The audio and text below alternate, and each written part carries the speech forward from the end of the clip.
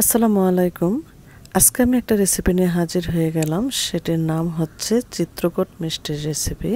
আর যারা ভালো মানের মিষ্টি বানাতে ইচ্ছুক আপনারা আমার পেজে যোগাযোগ করতে পারেন। আমার পেজের নাম হচ্ছে মিথিলাস রেসিপিস আমেরিকা। আমি শিরাটা প্রথমে বানিয়ে নিব।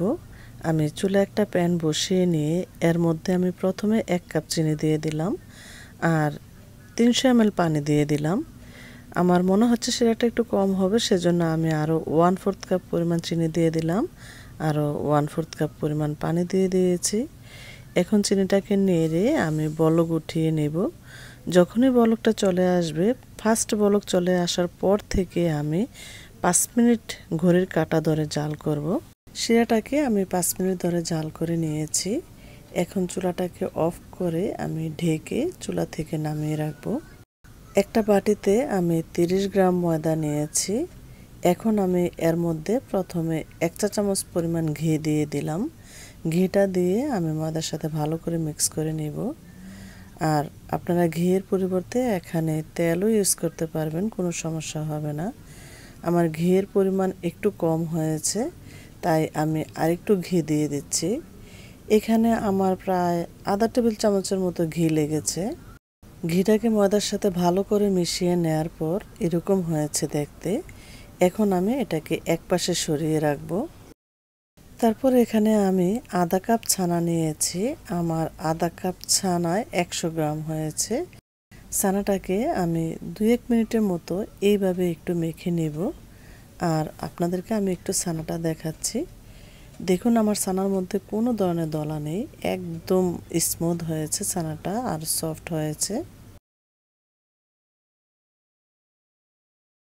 2-1 মিনিটের মতো ছানাটাকে মেখে নিয়ে এখন আমি এর মধ্যে দিয়ে দিব 1 চা চামচ সুজি, 2 চা চামচ চিনি দিয়ে দিচ্ছি।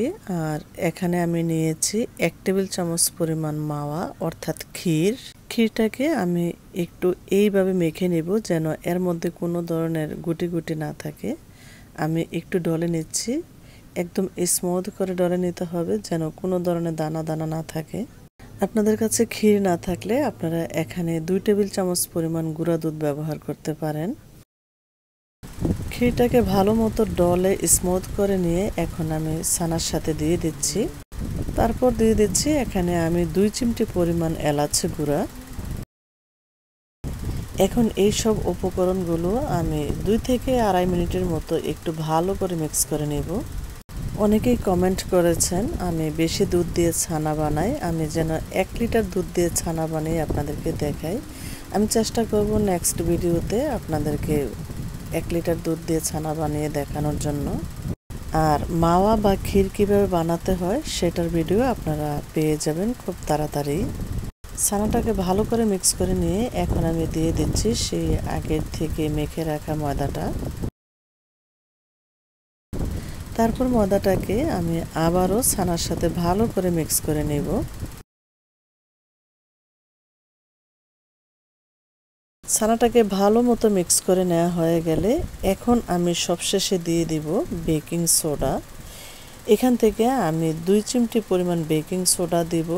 আপনারা যদি চিমটির আন্দাজ না বোঝেন তাহলে আপনারা এখানে গ্রামের হিসাব করে 1 গ্রাম দিয়ে দিবেন, 1 গ্রাম। বেকিং সোডাটা দিয়ে এখন এর মধ্যে আমি সামান্য একটু পানি দেব, বেশি না, বেশি দিলে আবার ছানাটা বেশি নরম হয়ে যাবে। পানিটা দিয়ে এইভাবে মিক্স করে নিয়ে সমস্ত ছানার সাথে আমি ভালো করে মিক্স করে নেব। আর এই ছানার ডোটাকে বেশি শক্তও করা যাবে না, আবার অত বেশি নরম করাও যাবে না, মিডিয়াম পর্যায়ে রাখতে হবে, না হয় কিন্তু মিষ্টিগুলো ভালো হবে না। বেকিং সোডাটা মেশানো হয়ে গেলে আমি এইভাবে একটা লম্বা শেপ দিয়ে নিয়ে আঙ্গুল দিয়ে এইভাবে চেপে চেপে একটু চ্যাপ্টা করে দেব। চ্যাপ্টা করে নিয়ে আমি এটাকে কোনাকুনিভাবে কাট করে নিব, অর্থাৎ ত্রিভুজ আকারে আমি কাট করব।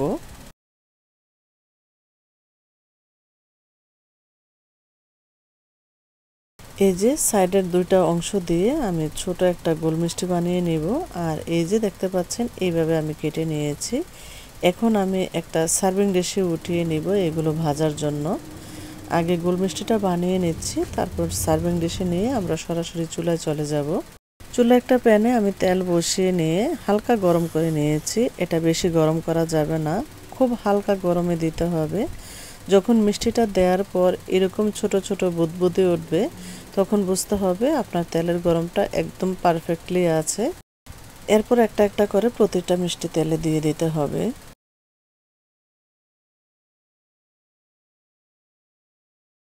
মিষ্টিগুলো দিয়ে এইভাবে একটা তেলের ছাকনা দিয়ে তেলটাকে একটু দুলিয়ে দিতে হবে, এতে করে মিষ্টিগুলো খুব তাড়াতাড়ি তেলের উপর ভেসে উঠবে। দেখতে পাচ্ছেন একটা একটা করে কিন্তু মিষ্টি তেলের উপর ভেসে উঠছে। আর এই মুহূর্তে আমি চুলার আঁচটাকে বাড়িয়ে দিয়েছি, সর্বোচ্চ হাই হিট করে দিয়েছি। এই অবস্থায় চুলার আঁচটা না বাড়ালে মিষ্টিগুলো একদম ফেটে যাবে। অনেকে বলেন আমার মিষ্টিগুলো তেলে দেওয়ার পর মিষ্টিগুলো ফেটে গেছে, এই একটা কারণেই মিষ্টিগুলো ফেটে যায়।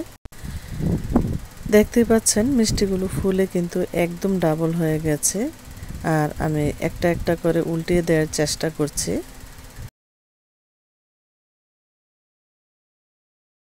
মিষ্টিগুলো হাই হিটে ভাজতে ভাজতে যখন দেখবেন এই যে এরকম কালার ধরে আসছে, তখন চুলার জালটাকে একদম কমিয়ে দিতে হবে, অথবা চুলার জালটাকে বন্ধ করেও দিতে পারেন। চুলার জালটাকে বন্ধ করে দিয়ে এখন আমি গরম তেলে কিছুক্ষণ মিষ্টিগুলো ভাজবো। যখনই দেখবেন মিষ্টিগুলো ভাজতে ভাজতে তেলের গরমটা কিছুটা কমে আসছে, তখন আবার চুলার জালটাকে মিডিয়াম আঁচ করে দিতে হবে। এই যে দেখুন এখন যে কালারটা দেখতে পাচ্ছেন, আমি গরম তেলে ভাজতে ভাজতে এরকম কালারটা ধরে আসছে। চুলার জালটাকে আমি একটু বাড়িয়ে দিয়েছি, যেহেতু তেলের বুদবুদিটা কমে গেছে, তেলের গরমটা কমে গেছে। আর আমি একটু দেখাচ্ছি, দেখুন মিষ্টিটা কিন্তু একদম স্পঞ্জি হয়েছে। দেখুন এরকম স্পঞ্জি হলেই ভিতরে অনেক শিরা প্রবেশ করবে। মিষ্টি যদি হার্ড স্পঞ্জি হয় তাহলে কিন্তু কখনোই এরকম সুন্দর কালার আসবে না। দেখতে পাচ্ছেন আমার মিষ্টিগুলোর কালার কিন্তু একদম লাল লাল হয়েছে, কোনো রকম রং ছাড়া। আর যদি হার্ড স্পঞ্জি হয় তাহলে কিন্তু এরকম কালার আসবে না, সাদা সাদা থাকবে। মিষ্টিগুলো আমার ভাজা হয়ে গেছে আর কালারটাও খুব সুন্দর আসছে। এখন আমি চুলা থেকে উঠিয়ে সরাসরি ফুটন্ত শিরায় আমি দিয়ে দিব। শিরাটা যেহেতু আমরা আগে থেকে বানিয়ে রেখেছিলাম, শিরাটা ঠান্ডা হয়ে গিয়েছিল। মিষ্টিগুলো দেওয়ার আগ মুহূর্তে আমি শিরাটাকে একদম বলক উঠিয়ে চুলাটাকে অফ করে এখন মিষ্টিগুলো আমি দিয়ে দিচ্ছি। মিষ্টিগুলো তেল থেকে উঠিয়ে সরাসরি ডাইরেক্টলি দিয়ে দিতে হবে, আর শিরাটাকে আগের থেকেই বলক উঠিয়ে রাখতে হবে। আমি ইউটিউবে অনেক জায়গায় দেখেছি মিষ্টিগুলো তেল থেকে উঠিয়ে ঠান্ডা করতে রেখে দেয়, তারপর শিরা বানায়। শিরা বানানোর পর মিষ্টিগুলো শিরাতে দেয়। আসলে ময়রারা এরকম কখনোই করে না, মিষ্টিগুলো সাথে সাথে তেল থেকে উঠিয়ে এনেই শিরাতে দিয়ে দেয়। আর দেখুন আমি কিন্তু সাথে সাথে তেল থেকে উঠিয়ে এনেই একদম গরম শিরায় দিয়ে দিয়েছি। মিষ্টিগুলো শিরায় দেওয়ার সাথে সাথে 2-1 মিনিটের মধ্যে একদম শিরাটা সোক করে নিয়েছে। এইভাবে মিষ্টিগুলো ঢেকে রাখবো আমি 7-8 ঘন্টার জন্য। আর 10 মিনিট পরে এসে আরেকবার নেড়ে নিতে হবে, একটু উল্টিয়ে পাল্টিয়ে দিলেই হবে, চারিদিকে শিরাটা একদম ভালো করে সোক করে নেবে। আর দেখুন মিষ্টিগুলো কিন্তু আমার শিরা খেয়ে একদম ভারী হয়ে গেছে। 7-8 ঘন্টার পরে ফিরে আসলাম আর দেখুন মিষ্টিগুলো শিরা খেয়ে কিন্তু একদম টপটপা হয়ে আছে। আমি একটু চাপ দিয়ে দেখাচ্ছি, দেখতে পাচ্ছেন একদম শিরা বের হচ্ছে অপর দিক থেকে। এখন এখান থেকে মিষ্টিগুলো আমি একটা সার্ভিং ডিশে নিয়ে নেব। সবগুলো চিত্রকূট মিষ্টি আমি সার্ভিং ডিশে নিয়ে নিয়েছি। এখন একটা মিষ্টি আপনাদেরকে আমি একটু দেখাচ্ছি, দেখুন কতটা রসালো হয়ে আছে। আর ভিতর থেকে দেখতে পাচ্ছেন একদম দোকানের মতো হয়েছে পারফেক্টলি। এতটা সফট আর রসালো হয়েছে আপনারা হয়তো দেখেই বুঝতে পেরেছেন। আর ওই যে একটা পিচ্চি মিষ্টি ছিল, সেটাও আপনাদেরকে আমি ভেঙে দেখিয়ে দিচ্ছি। দেখুন একদম ভিতর থেকে রসে ভরা টইটুম্বুর। এখন আপনাদেরকে আমি আরও একটা মিষ্টি কেটে দেখিয়ে দিচ্ছি। আমি বলবো আমার মিষ্টি দোকানের চেয়েও কিন্তু 100% গুণে অনেক বেশি স্বাস্থ্যকর আর খেতে অসম্ভব মজার। দোকানের মিষ্টিতে অনেক রকম ভেজাল থাকে, কিন্তু আমার মিষ্টিতে কোনো ভেজাল নেই। যারা পিওর মিষ্টি খেতে চান আপনারা আমার চ্যানেলে এসে ঘুরে যাবেন, আপনারা আমার রেসিপি ফলো করে বানালে একদম পারফেক্ট মিষ্টি হবে। দেখুন কতটা রসালো হয়েছে। আর যারা মিষ্টি বানানো শিখতে আগ্রহী আপনারা আমার পেজে যোগাযোগ করতে পারেন, মিথিলাস রেসিপিস আমেরিকা। আমি মিষ্টিটা আপনাদেরকে একটু খুলে দেখাচ্ছি। দেখুন, একদম দানাদার মিষ্টি দেখতে পাচ্ছেন। তাহলে আজকের মতো এখানেই বিদায় নিচ্ছি। আবারও দেখা হবে কোনো এক নতুন রেসিপির সাথে। সেই পর্যন্ত আপনারা সবাই ভালো থাকবেন, সুস্থ থাকবেন। আল্লাহ হাফেজ।